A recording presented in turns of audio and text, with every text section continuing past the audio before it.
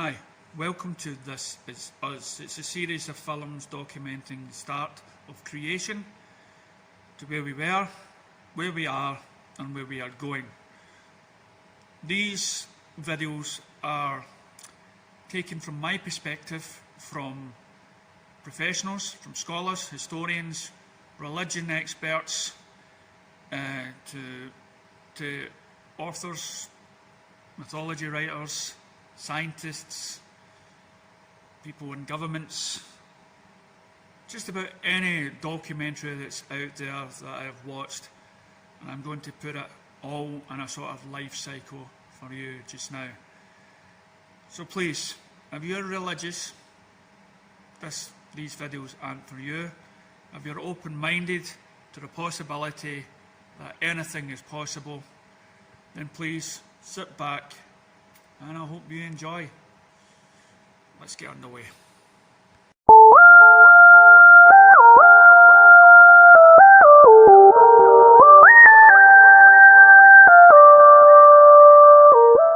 Okay, this is the episode where I like to think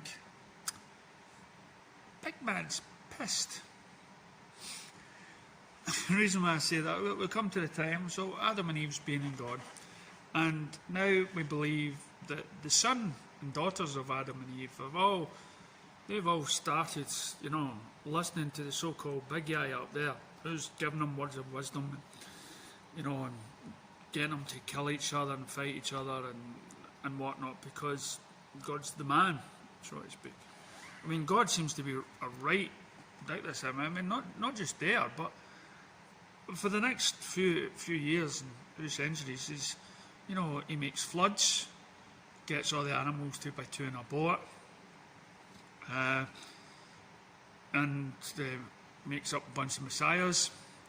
Then overseas, you've got the Persians, and they've got to worship their sun gods, and they've got so many gods, and they have to sacrifice each of them, and they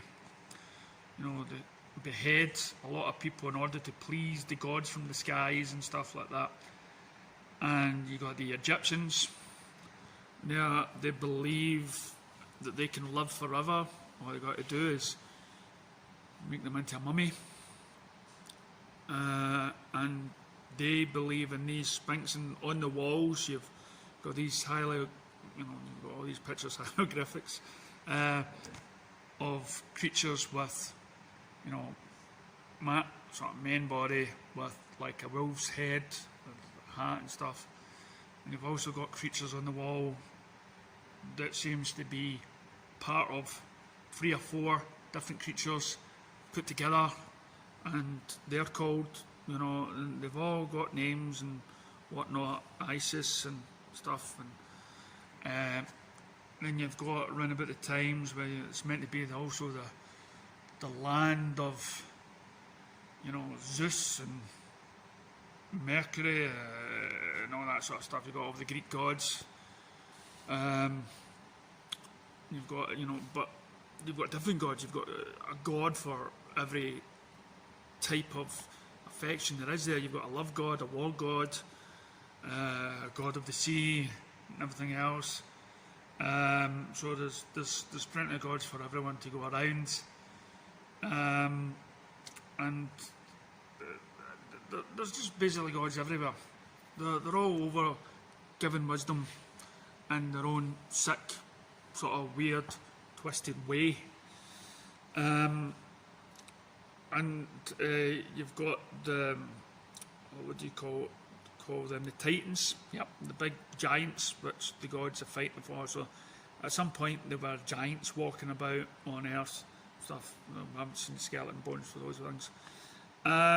So you've got all these beliefs happening around the world, and they're all sort of crazy in a weird way. And so you've got all these sort of mythos, all these legends, because Romans believed to sacrifice goats and everything else to please the gods and all that stuff, and beheading. There's so many sick gods out there, but strangely enough, these people of these times, of Atlantis, have been prophesied to be places of great understanding of the world.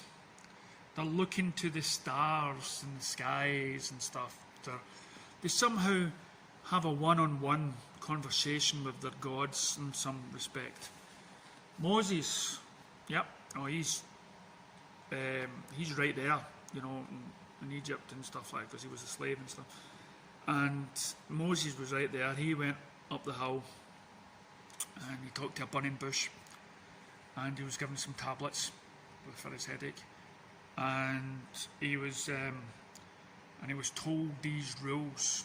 He was, 12 commandments to obey, and this was it. Now, as he goes down the hill, he sees all these people in there having some wild parties, and there's a statue of a bull, whatnot.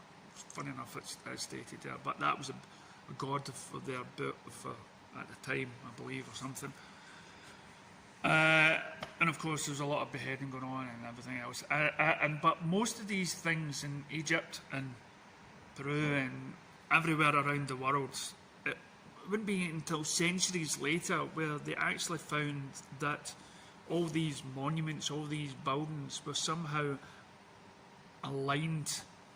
They were all connected, and you wouldn't have spotted most of these things unless you were flying above. You wouldn't notice that the pyramids were in the same line as Stonehenge, another place where they had weird parties at, Easter Island with the big heads and stuff. Oh yeah, I mean, there was a lot of weird stuff going on throughout the time, And but what we've got to think about is, surely our ancestors couldn't have been nuts, especially if these places like Atlantis was true, especially if there's places that were constructed that even today's standard of technology we cannot reconstruct. And so when you see these things, who's giving them advice? Who's the foreman out there to tell them how to construct these things? Why do the Egyptians believe that there is somehow an afterlife and they're mummified and stuff? Unless most of these people have bore witness to something. Bore witness to the power of the gods of Zeus, of chariots flying through the sky. Could they have been something else? Could the people depicted on walls, could they have actually existed? Could those creatures that have been painted, that have been sort of different on the walls, different animals, could they be spliced together like the DNA of today, which scientists believe they could do after Polly the sheep? Could they splice two different animals together with the DNA? Well, to do that, you'd have to have some advanced technology, which believed to be Atlantis and all these other people that have constructed these buildings must have had at some point. And if so, where is that knowledge now? Now, people have found places that believed to be Atlantis under the sea. They've deemed to find places where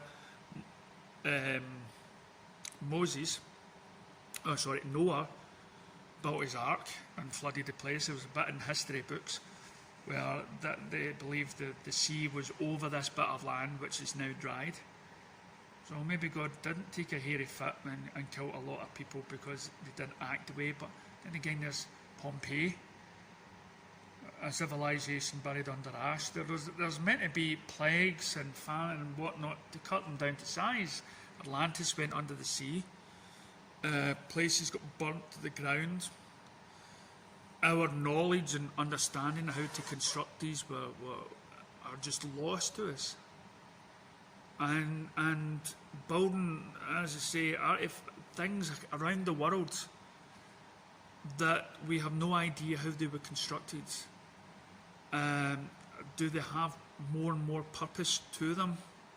And when you see them from above, they seem to have more than just it's like they're not trying to tell a message to people on the ground. It's like they're trying to tell a message to them above. And of course, if you came from above, you could have been thought of as a god. You know, you could have been really thought of as a god. Why is Mount Olympus on top of a mountain? Could they not reach the top of a mountain? Unless whatever was there could actually go away at some point. Starship or something. And these people with lightning bolts in their hands, could that be a weapon of some sort? Or is it just fairy tales? Is it just stories that these people told? Or were they not stupid enough and actually told things that they've bore witness to? Yeah. Did we get it so wrong that the world got restarted? That we were dumbed down? The man in New York that built a rock garden. We don't know how he did it. The big boulders, he did it himself. This was just recent. And he once said in a report that he'd remembered something that was once lost. Who told him? How could he remember something from thousands of years ago? Why would he spend some time researching something that none of us know today? Could we not find his research book and how he did it? Or was he somehow told by something else? Were our gods of yesterday trying to teach us some sort of way and we just blew it? And then they took their act of aggression out on us by burning some, drowning the others, and did our, because let's be honest, beheading people for sacrifice, and what the Romans did, conquering the world, a bit like Hitler and Genghis Khan. Did they just take a step too far and suddenly somebody thought, we've got to get another religion here? Have we been dumbed down? Is there knowledge up here that we do know, that we're capable of? As I say, there's stuff that we can now just roughly do with big machinery that somehow they did with their hands. Buildings carved in the side of mountains, hollowed out with statues inside. It seems impossible today. How did they do it yesterday? Unless they had some sort of guidance. So a work of God's. Were we clever? Or was it a work of UFOs? I don't know. Catch you next time.